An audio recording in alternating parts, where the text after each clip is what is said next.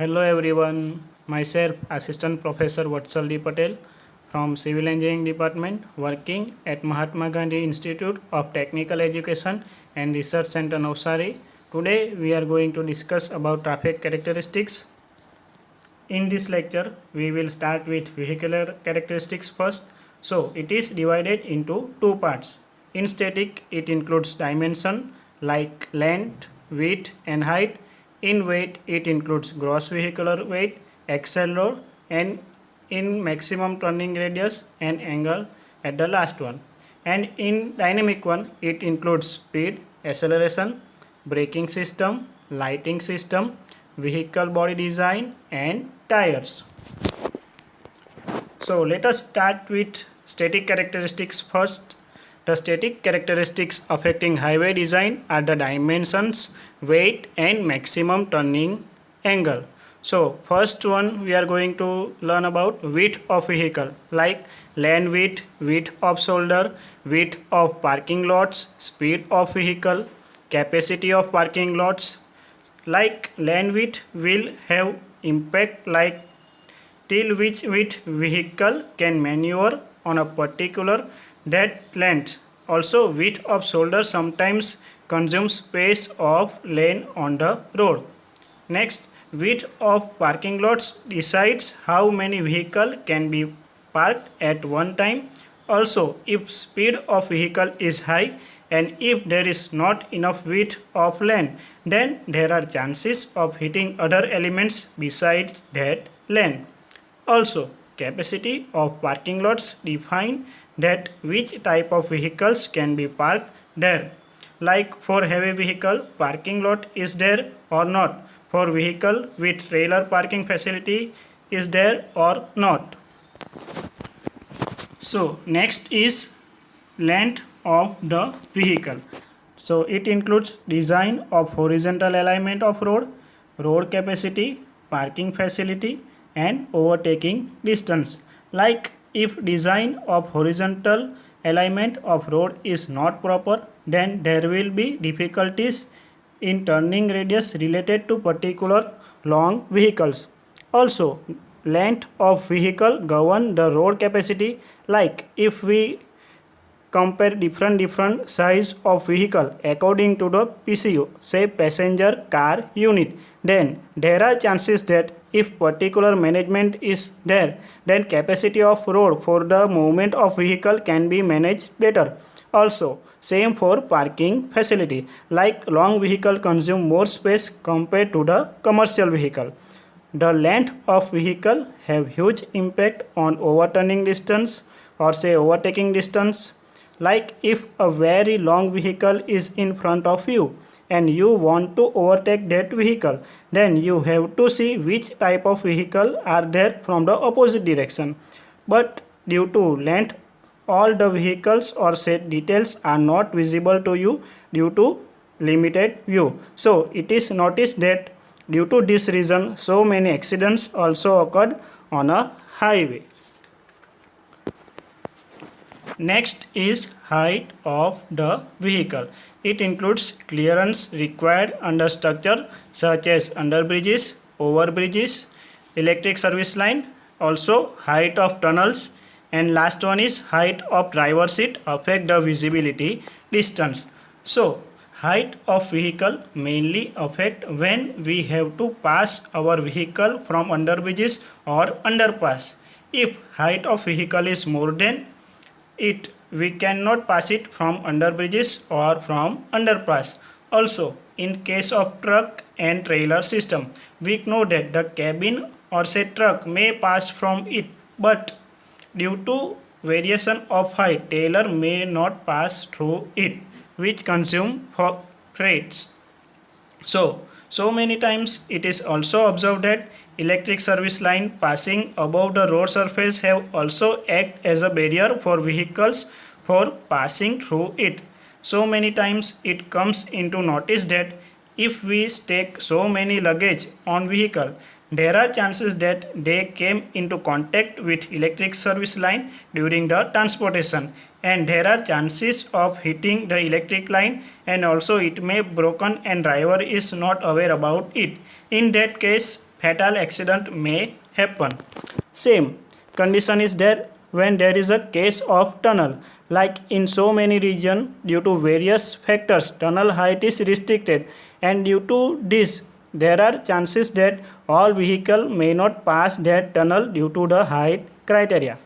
Also, height of driver seat affects the visibility distance. Like if you are driving a dumper, you know that where the position of seat in the dumper. So due to its, the driver of dumper is not able to see how many vehicle or say which type of vehicle is there besides the dumper. Also, it may possible that if driver seat height is way too up, then he may need to bend down to see the traffic signal for vehicle maneuvering process, which is not feasible. So the higher the sitting position, the lesser will be the cone of vision. So according to the angle, visibility will be low. Next one is weight of the vehicle. It includes structural design of pavement and its thickness. Next, design of bridges, and last one is ruling and limiting gradients. So as we know, two types of pavement are there, flexible pavement and rigid pavement. So let us see in which way design of pavement and its thickness affected by weight. Like in case of flexible pavement, it is observed that if heavy vehicle pass on it regularly for longer duration, it is seen on the road surface that the part on which vehicle tire moves continuously go in depression, and remaining middle layer will be at the same level. So it become difficult to use that road because both the side depression is there and one cannot easily drive on that portion. So if design and thickness is not properly maintained, problem like this may happen. Also, in case of rigid pavement, if heavy vehicles continuously pass on it due to improper design and thickness, upper portion of the pavement is affected and the road surface is broken. Also, so many times reinforcement bars are also visible, so it is very dangerous to use this type of road for the normal vehicle. Also, in case of design of bridges, weight of vehicle is not properly calculated during the design. There are chances that during the passing of vehicle with some extra weight, the whole bridge can collapse. So we have to see all the condition for bridges also, like vehicle with luggage for the transportation purpose should be there in the design. Same as if ruling and limiting gradients are not properly provided, then vehicle with weight cannot climb it easily. Like we see so many times that during climbing on hill with weight, if proper gradient is not there, vehicle moves downward. Also, if we apply brake or also accelerate the vehicle to climb that hill. So it is also important to design ruling and limiting gradient properly.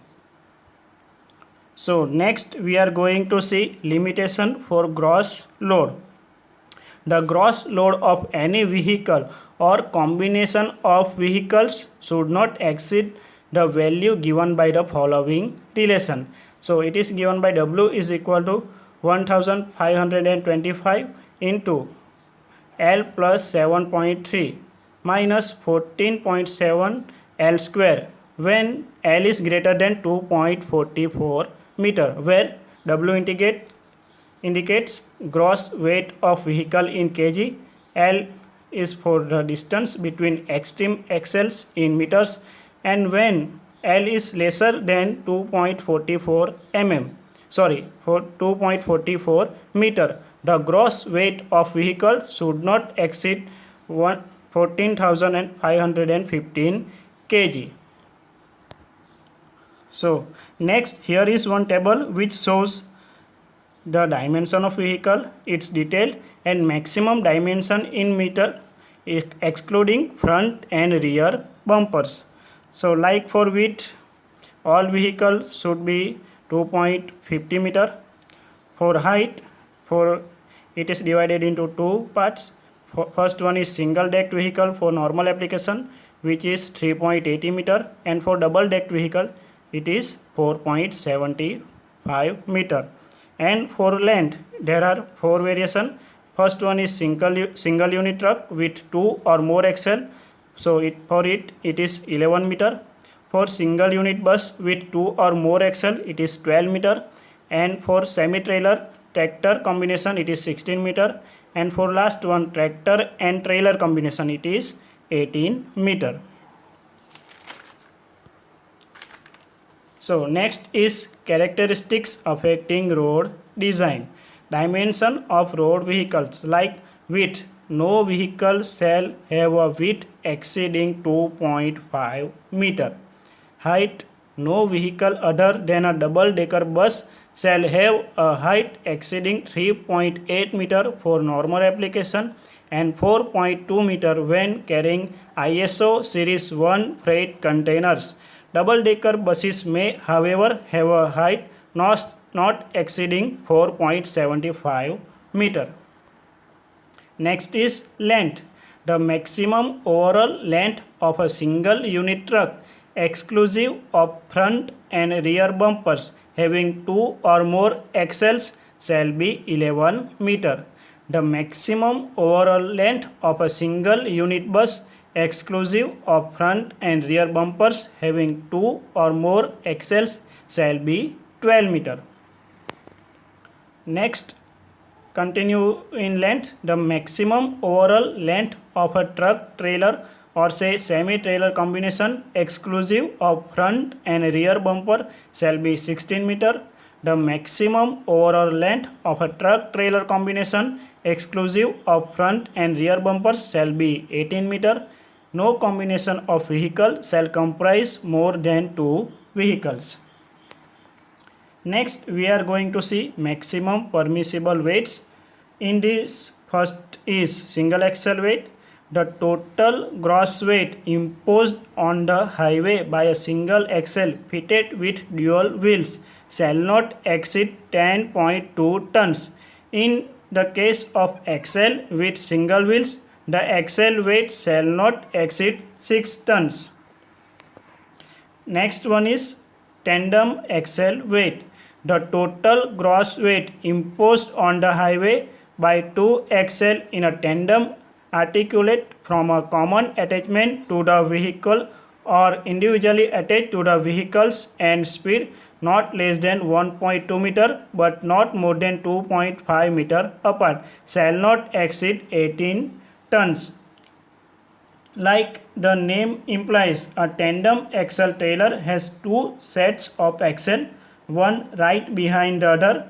The extra tires allow the trailer to handle more weight and to be more stable at higher speed and a highway condition. And the last one is maximum permissible gross weight. The maximum permissible gross weight for a given vehicle or vehicle combination would be equal to the sum of the individual single axle and tandem axle weights. Next is turning radius. So first one is low speed turns. The minimum turning radius for low speed vehicle like speed less than 16 km per hour depends upon the wheelbase and steering angle, the path followed and the space required by a vehicle when making a sharpest possible turn is especially important in vehicle maneuvering process such as parking. So, when vehicle turns at low speed, the rear wheel tracks the front wheel on a shorter radius. The difference between radii of rear and front wheel known as off-braking or mechanical widening. It is dependent on the turning radius and vehicle wheelbase. If inner front wheel takes a part on the inner edge of a pavement at a horizontal curve, inner rear wheel will be off the pavement on the inner shoulder. So, off-braking is given by equation NL square by twice R, where N is equal to number of lanes, L is equal to length of wheelbase in meter, and R is equal to radius of curve in meter. So here you can see the image for high speed turn. We have already discussed all the segment in low speed turns, so you can see all the details here in the image. So high speed turns. At high speed turns, say at 0.7 times of design speed. As on intersection curves, the turning radius is controlled by amount of super elevation and by the side friction factor between the tires and pavement. So high speed turns, it is given by the following formula: R is equal to V square upon 127 into E plus F, where R is equal to radius of curve in meter, V is equal to speed of vehicle in kilometer per hour, E is equal to rate of super elevation, and F is equal to coefficient of side friction. Next, we are going to study dynamic characteristics. The dynamic characteristics of vehicle affecting highway design are speed, acceleration, braking system, vehicle body design, etc. The speed and acceleration depends upon the power of the engine and the resistance to be overcome and are important in all the geometric design elements. So, the vehicle speeds affect if braking system are side distance, super elevation, length of transition curve on horizontal curves, radius on horizontal curves, length of transition curve on vertical curves, width of pavement and shoulder, and last one is design gradient. Next in dynamic characteristics is braking system. The braking system of a vehicle is important from the point of view of safety. The safety of vehicle operation, stopping distance, and the spacing between the two consecutive vehicles in a traffic stream are affected by the braking capacity. Like nowadays ABC, say anti-lock braking system are used in so many vehicles. So in normal braking system, if we apply brake, the full wheel rotation will be stopped and will be in locking position. As soon as we apply brake, but in case of ABS system, ABS operated by preventing the wheels from locking up during braking and thereby maintaining tractive contact with the road surface. So, like this, traffic streams are affected by the braking capacity and which type of braking system is there in vehicle. Next one is acceleration. Acceleration characteristics of a vehicle need to be understood when designing the intersection elements and overtaking side distance. Acceleration rate is governed by the vehicle transmission system, weight and horsepower. The acceleration rate also varies with speed, being high at lower speed and low at higher speed. Next is road characteristics. Also it is known as pavement surface characteristics. The important surface characteristics are friction, unevenness and light reflecting characteristics. Sorry. So the first one is friction. The friction between the vehicle tires and pavement surface is one of the important factors determining the operating speed of vehicle and distance requirement in accelerating and stopping the vehicles. The coefficient of friction or skid resistance offered by the pavement surface is important for safety. Like if we talk about the friction related to the surface, it varies on which type of pavement surface is there, like if it is wet, dry, slippery, distorted, etc. etc. Next is skid. Skid occurs when the wheels of the vehicle slide without revolving or when the wheels partially revolve. For example, when the part travel along the road surface is more than the circumferential movements of the wheels due to their rotation as brakes are applied. Sorry. When the brakes are applied, the wheels are locked fully or partially and the vehicle moves forward. The longitudinal skidding takes place, which may vary from 0 to 100%.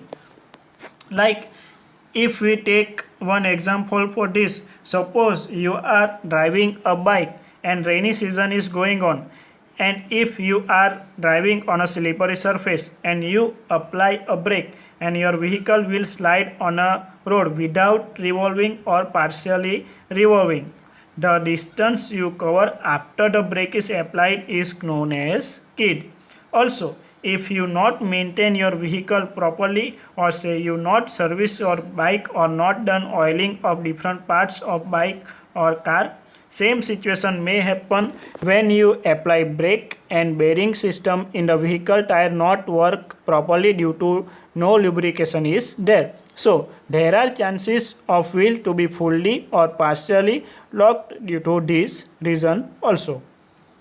Also, if we take one more example for this case, suppose you are driving a bike and suddenly you see that there is a layer of sand on the road, and if you apply brakes at that time also due to sand skidding action may happen. This happen when you suddenly apply brake on sandy surface. So next one is slip.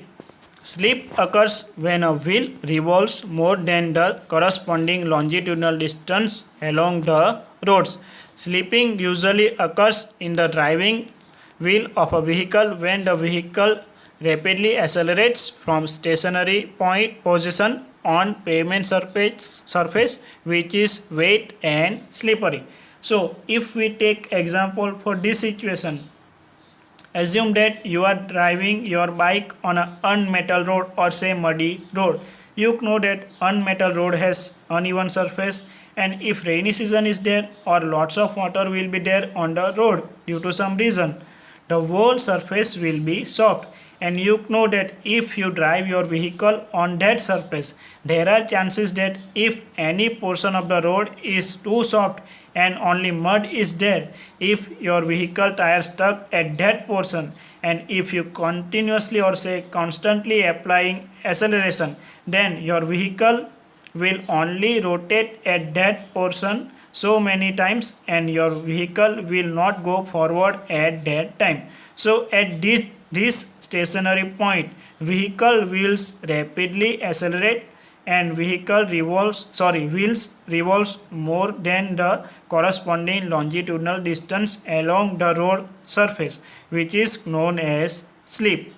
Also, if we take another example for it, so many times you may observe this situation like we are crossing the railway line from its gates, and at particular point railway track and block arrangement or say pavement surface is not at the same level.